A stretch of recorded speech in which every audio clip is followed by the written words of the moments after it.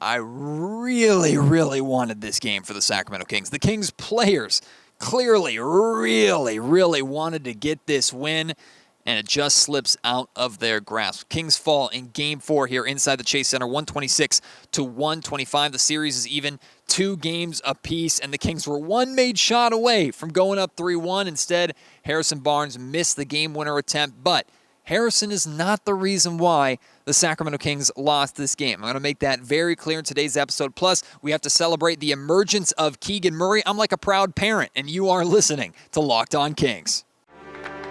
You are Locked On Kings, your daily Sacramento Kings podcast, part of the Locked On Podcast Network, your team every day. And now, ladies and gentlemen, it is that time for another episode of Locked On Kings. Hello and welcome into Locked On Kings, your podcast hub for Sacramento Kings coverage all postseason long. My name is Matt George. I have the privilege of being your host here. I'm a Sacramento sports reporter and producer for ABC 10 News. In Sacramento, I miss you. I can't wait to come home. San Francisco has been wonderful. The weather has been excellent. The city has been great. Got to experience some of the nightlife last night. The Chase Center is gorgeous. But I'm ready for the Golden One Center. I'm ready for that Kings crowd for Game 5 coming up on Wednesday, a massive Game 5, and we'll talk about the stakes of that game later on in this podcast. I'm ready to come home to Sacramento. I'm ready to see my kid, ready to sleep in my own bed, ready to see my family, and ready to get back into Kings territory again.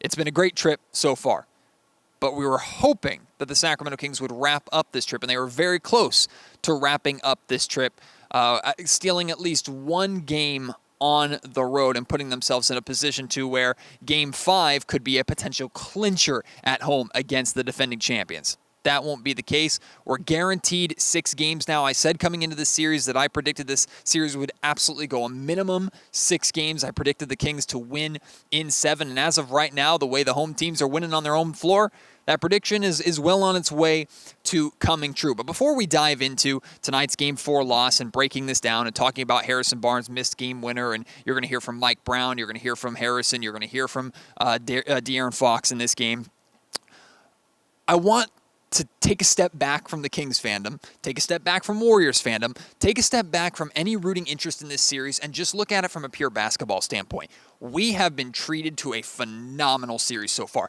Game 3 wasn't necessarily the best, right? The widest margin of victory. The Warriors ended up winning that game pretty comfortably. It was low scoring, sometimes ugly to watch. But still, there were great dramatic moments in that game. For the most part, this series has been excellent. It's been the best series in this opening round so far, and it's not even close. And what I like that I'm seeing from interacting with people, just seeing takes on social media, there are a lot of people that maybe came into this series, watching this series outside of Warriors and Kings fandom, just NBA fandom in general, that looked at this series and said, defending champs versus a team that hasn't been in the playoffs for 17 years. Okay, the defending champs should win. Like, they were skeptical about how the Sacramento Kings would perform, if the Sacramento Kings truly belonged here. The Kings have made it perfectly clear. They made it clear starting the series, going up 2-0, but especially with the fight that they showed in this game tonight and how incredibly exciting this game was, they've made it very, very clear they belong on this stage. And that was one of the goals for me for the Kings coming into this playoff series. I knew the Kings weren't going to get swept. I was hoping the Kings would avoid a gentleman's sweep, which is losing in 5 games, which they absolutely will do that. But I wanted the Kings to show that they belonged.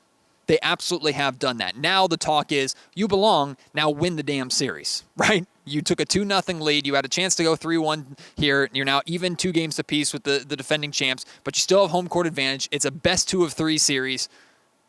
Win this series. Get 2 more wins. Figure it out. It doesn't matter that you're facing the defending champions. This has been just tremendously fun to cover, tremendously fun to watch, and I hope you are enjoying yourselves just purely as a basketball fan. Even in a Kings loss, I hope you're enjoying yourselves as much as so many people are. It's really a shame that this was a matinee game. I mean, the crowd was excellent. The energy was excellent. The game was great, so I guess it didn't matter that much, but this should be the main event every single time these 2 teams play. It should be the main event every single night, but I know it's for TV reasons and blah, blah, blah, that this was the matinee game. Regardless, this has been a phenomenal series so far, and I'm very much looking forward to Game 5 on Wednesday. All right, let's dive into this game. Kings fans, chill out about Harrison Barnes. Okay? I need to make this perfectly clear. The Sacramento Kings did not lose this game because Harrison Barnes missed the last shot. The Sacramento Kings did not lose this game because Harrison Barnes only had 9 points. I'm telling you, everybody should live with that shot that the Kings got in that last possession. If we're breaking it down, the Kings had 14 seconds remaining. They inbounded the ball to Darren Fox way in the backcourt so he could have plenty of room to work, and you could tell he was trying to use his burst and use his speed to get downhill to try to attack the rim. Kings were only down by 1, so they only needed a 2-pointer. They didn't need a 3. I thought, if we're being honest, I thought the Golden State Warriors, but Steph Curry in particular, I thought played excellent defense on the final possession. Harrison Barnes came up trying to set a screen to give the Kings a switch. Draymond Green played it excellent too. Went to De'Aaron Fox's favorite spot, which is that pull-up elbow jumper, and met Fox there. And the Kings still, in all this, a broken play, no, it wasn't their best guy, their clutch guy, the clutch player of the year, their star, De'Aaron Fox taking that final shot. But Fox still used his reputation and his ability to get the Kings an open wing 3 for Harrison Barnes, who missed it. He missed it long. Now, in general, I'm not a shooting coach, but based off my understanding, if you're going to miss a shot, you want to miss long. Obviously, you don't want to miss left or right. You don't want to miss short because you had no legs behind your shot. If you miss a shot long, it's on target. It just hits the heel of the iron. That's exactly what happened with this Harrison Barnes shot. It was a good look. It looked good leaving his hands. He just missed it long, and it rimmed out. I'm not here to give you moral victories and say, hey, it's okay, you tried, Sacramento Kings, because like Draymond Green said in his post-game press conference, and I know Draymond Green's kind of the villain, and maybe Kings fans don't want to hear this, and maybe they took this personally. Maybe Harrison Barnes took it personally, but Draymond Green said you got to hit that shot, right? The Kings needed Harrison to hit that shot. Potentially, we could be looking back at the Kings losing this series in 6 or 7 games and say, think back to that shot in Game 4 where the Kings could have gone home to Sacramento up 3-1 with a chance to put this series to bed. That shot could be the make or break moment for the Kings in the series. We don't know yet. It was still a good look. You live with it every single time. And it would have been poetic in so many ways. To Warrior fans, it was poetic, because Warrior fans remember the struggles of Harrison Barnes in the playoffs in 2016 and the shots that he missed before the Golden State Warriors replaced Harrison Barnes with Kevin Durant. So Warrior fans thought it was poetic.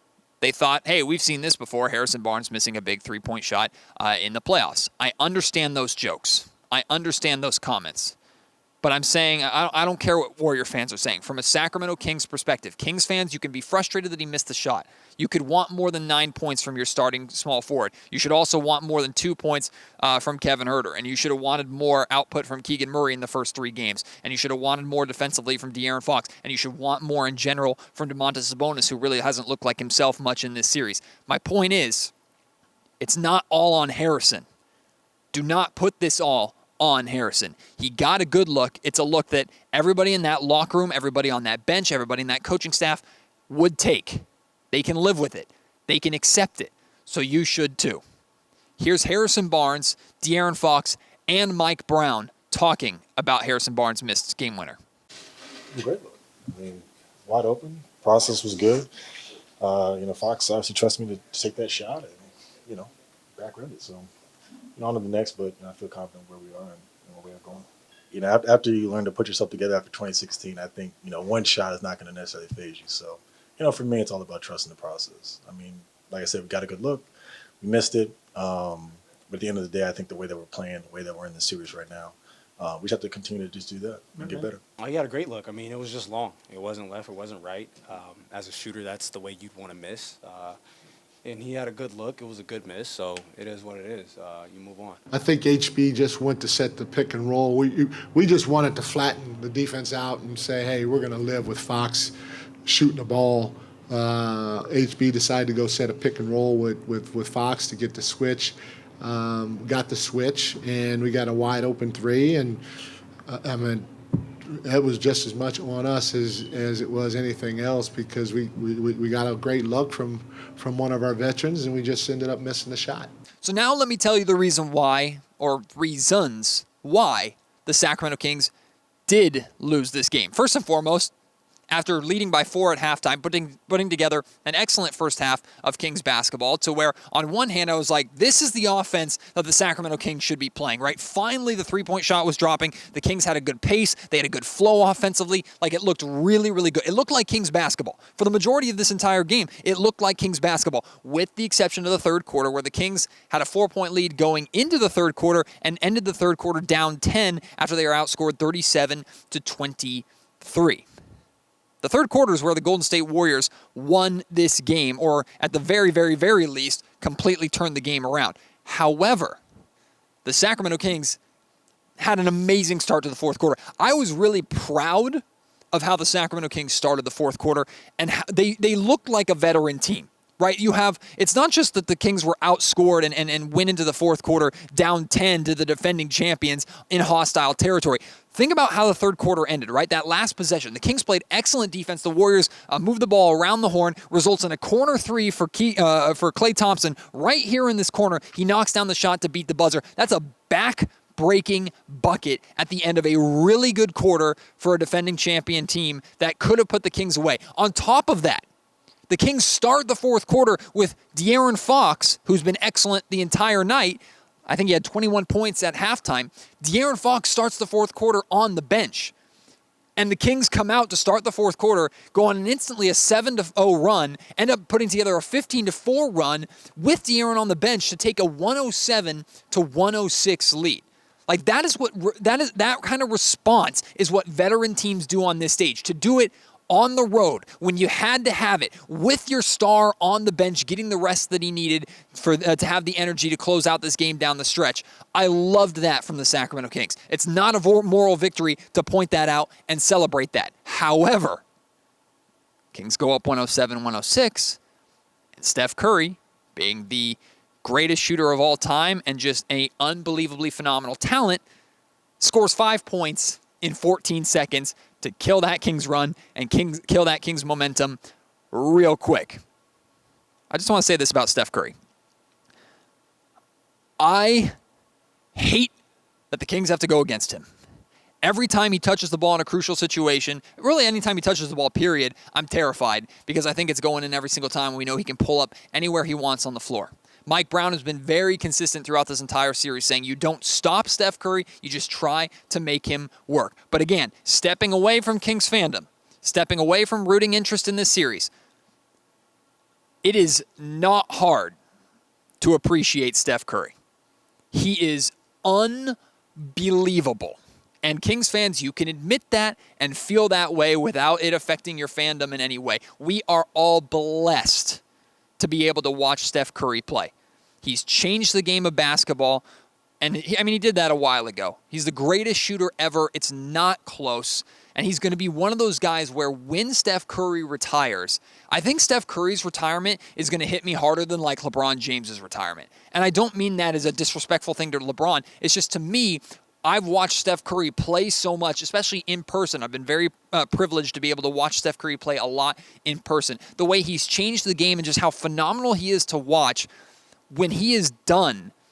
Of course, basketball is going to remember him forever. The NBA is going to remember him forever. I truly hope that he spends his entire career as a Golden State Warrior because I think that's really, really cool when stars do that. Same way like Kobe Bryant spent his entire career with the Los Angeles Lakers.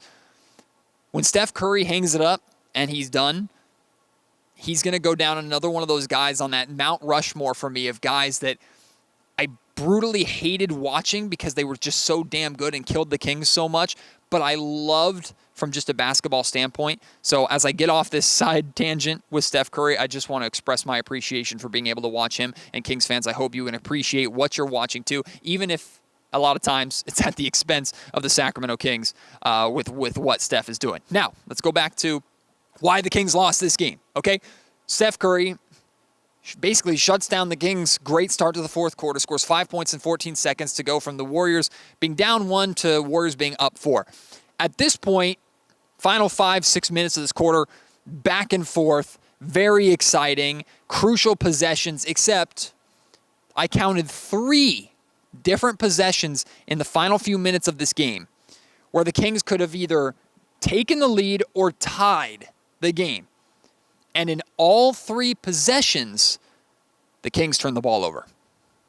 You can't do that at this stage. You can't do that in the playoffs, and you especially cannot do that on the road against the defending champions. That is where the Sacramento Kings lost this game. Not because Harrison Barnes missed a wide-open three. The fact that the Kings had a chance to still win the game despite all the self-inflicted mistakes and wounds that they gave themselves in the fourth quarter when they had multiple chances to take the lead and swing momentum in their favor. Those turnovers is where they lost the game. 5 fourth-quarter turnovers for the Kings. Not all of them were when the Kings had a chance to take the lead or tie the ball game, but 3 of them absolutely were. Those are extremely painful for the Sacramento Kings to try and win and overcome. And I guarantee you, in the film sessions, whether it's tomorrow or when the Kings are preparing for Game 5, when they're looking back at this and going, damn, it was right there. Why didn't we close it out? It's because of those self-inflicted wounds. Some of them were, quite honestly, if we're being real, Malik Monk out of control, a couple bad decisions. In fact, I'm going to stop there because I want to play this sound clip for you. This is what stood out the most to me from Mike Brown's post-game press conference. Mike starts talking about how the Sacramento Kings were making really poor decisions in transition and were playing and begging for foul calls instead of making the right decisions in the moment, which ended up really killing this team. This is what Mike focused on post-game more than anything else. Take a listen. You know, one of the things we have to do, but we want to play fast, and we're going to keep playing fast, but all of our guys are driving into 2, 3, sometimes 3 guys in transition and begging for a call. And you can't, we can't continue to do that. And, it's a great learning experience for guys to be able to see because we wasted a ton of possessions in transition, driving and just throwing up some crazy stuff. And, space the floor, stop and spray the ball. And if we miss a wide open 3, that is way better than driving and throwing up some crazy stuff because at the end of the day, this is what I keep telling our guys, you're going to have to knock these guys out. You can't rely on the referee because if I'm a referee, the shots that we're taking at the rim in transition, I ain't calling neither because you're begging for a foul. You can't drive to the rim and beg for a foul every single possession, and then they run it back at us because they have a numbers advantage.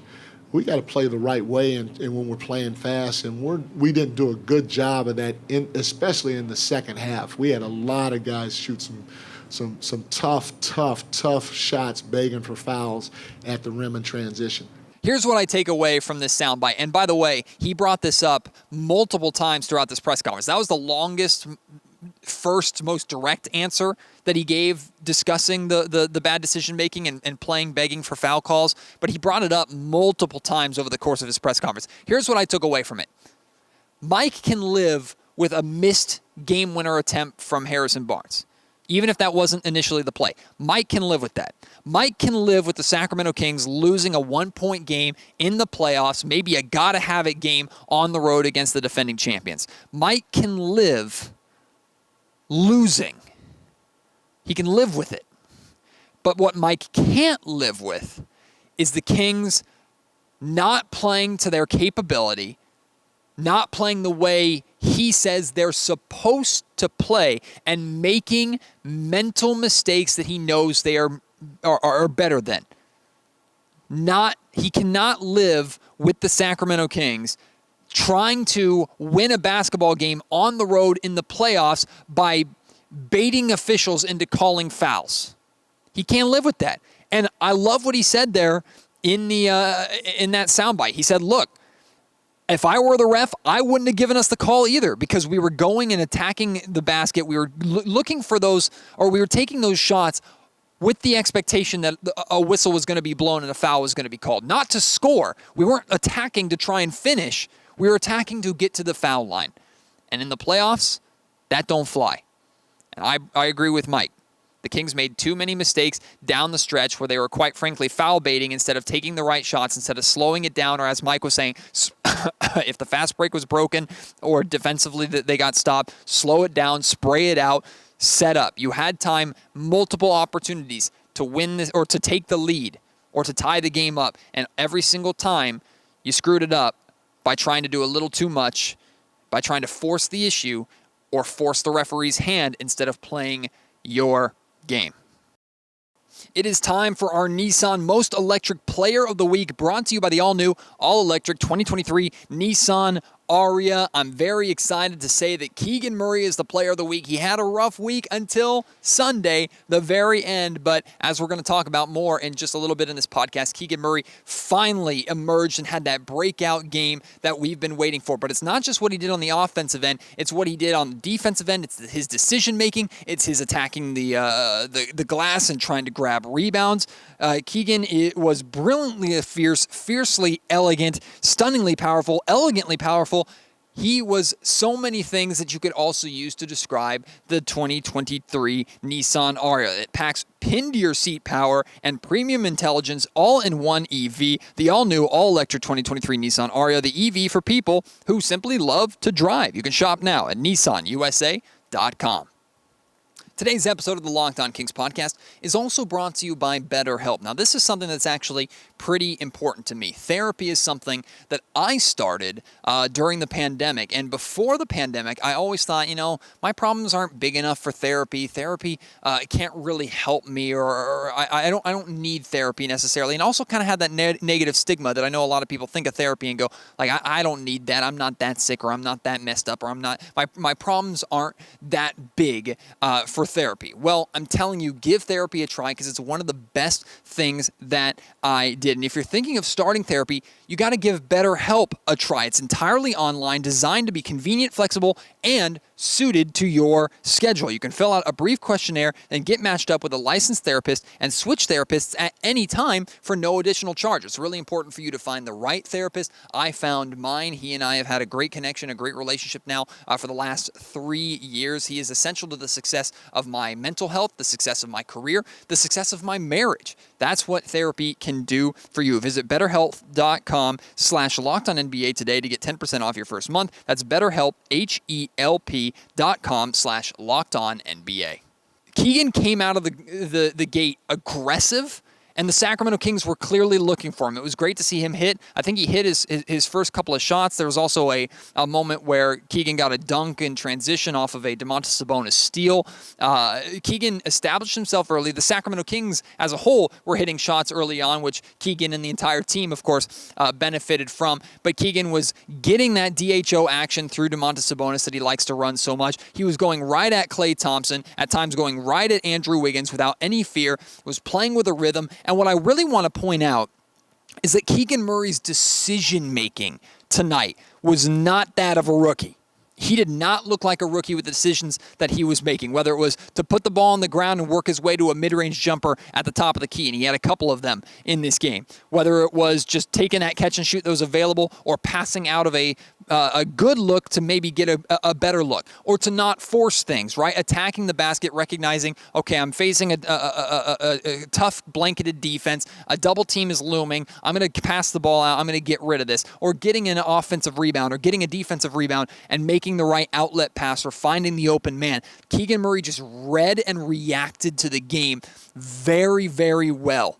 So I'm almost just as impressed by that as a rookie getting extended minutes against the defending champions in a very important Game 4 as I am with him finally hitting the shots and doing what we know he's capable of doing. After Game 3, I said, look, Keegan needs to simplify things. The Kings need to simplify things for Keegan. Keegan, what you do is you space the floor and you hit shots.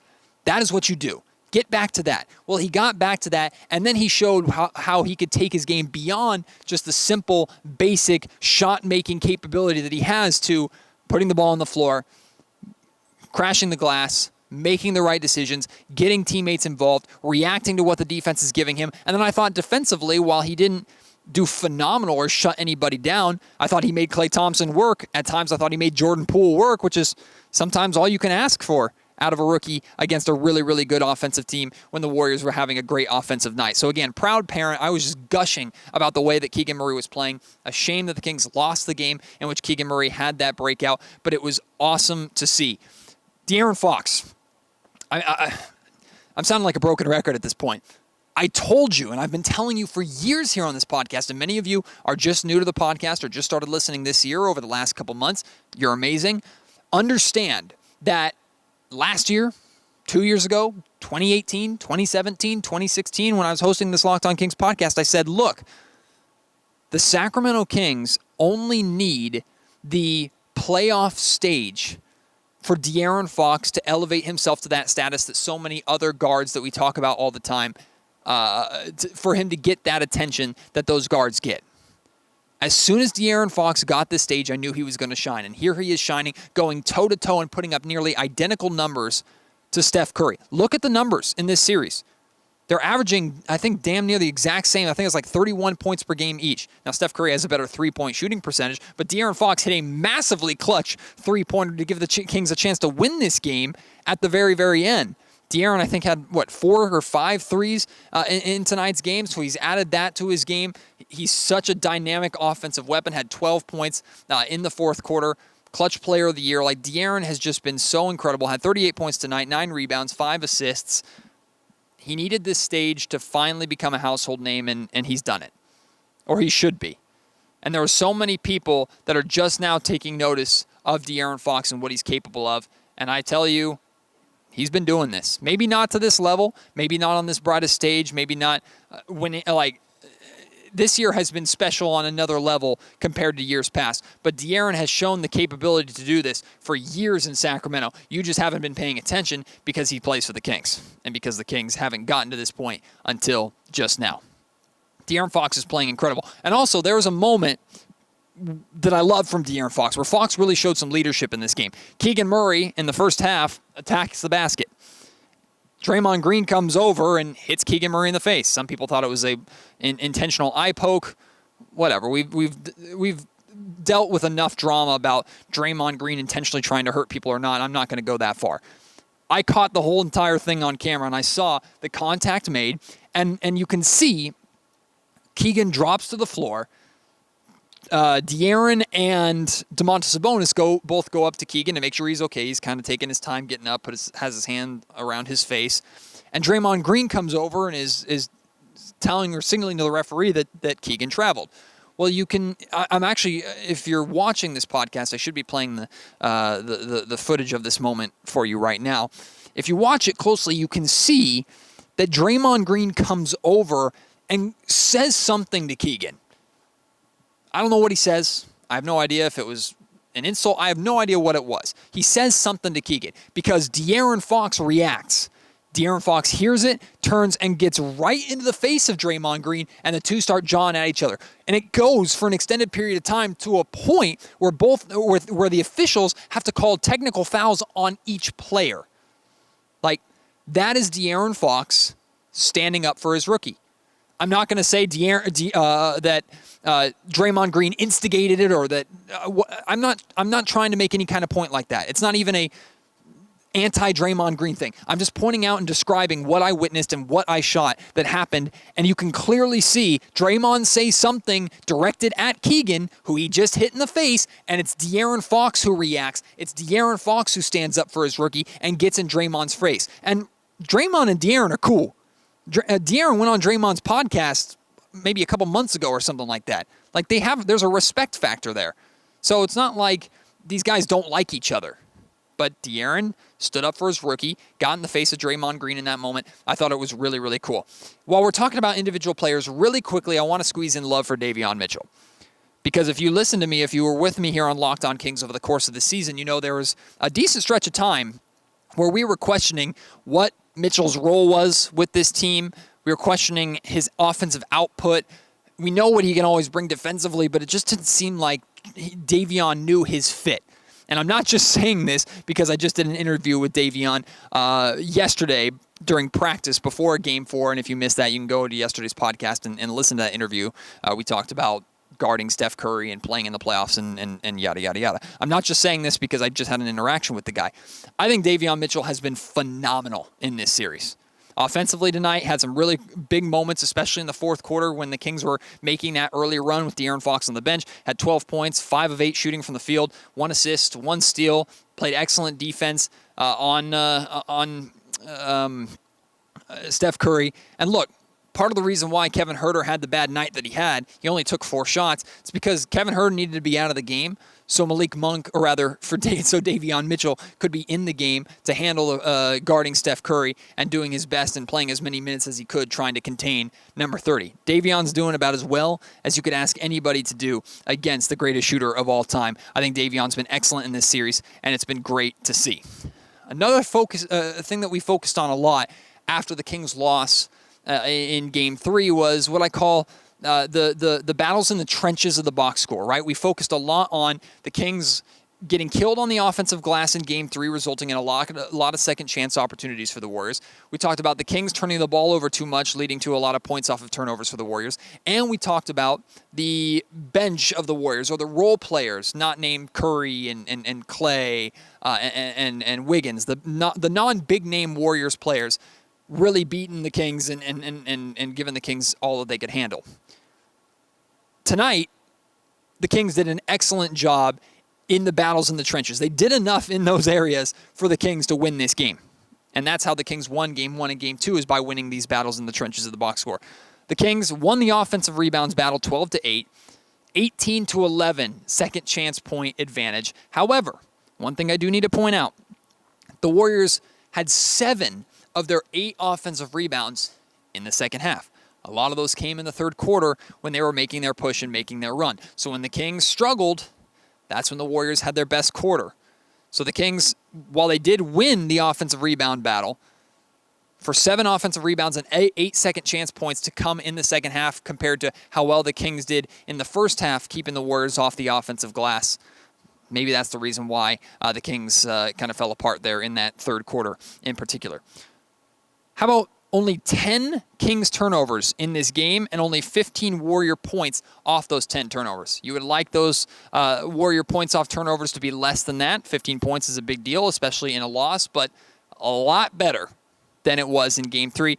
And finally, the Warriors had just 20 bench points. Now, keep in mind, Draymond Green came off the bench. He did not start in this game. Draymond Green had 12 points. So with the exception of Draymond Green, that means Dante DiVincenzo had 3 points, Moses Moody had 3 points, Gary Payton II had 2 points, Jonathan Kuminga didn't score. Like, that's what I'm talking about from the Sacramento Kings, containing those role players that had, DiVincenzo had a great game, Moody had a great game, Kuminga had a great game. Those guys did a really good job against the Sacramento Kings in Game 3. The Kings did a good job with their bench outscoring the Warriors bench, containing those guys. Again, they did things in these trenches of the box score, these little hustle things that they needed to do to win this game. They just couldn't get enough stops against the Warriors and just couldn't hit that big game-winning 3. This episode of the Locked On Kings podcast is also brought to you by eBay Motors. For a championship team, it's all about making sure every player is a perfect fit. It's the same when it comes to your vehicle. Every part needs to fit just right. So the next time you need parts for your car or accessories, head to eBay Motors. With eBay Guaranteed Fit, you can be sure every part that you need fits right the first time around. Just add your ride to My Garage and look for the green check to know that that part will fit, or your money back. Because just like in sports, confidence is the name of the game when you shop on eBay Motors. And with over 122 million parts to choose from, you'll be back in the game in no time. After all, it's easy to bring home a win when the right parts are guaranteed. Get the right parts, the right fit, and the right prices on ebaymotors.com. Let's ride. Eligible items only. Exclusions apply. So here we go. The series is tied 2 games apiece, heading back to Sacramento for Game 5 on Wednesday.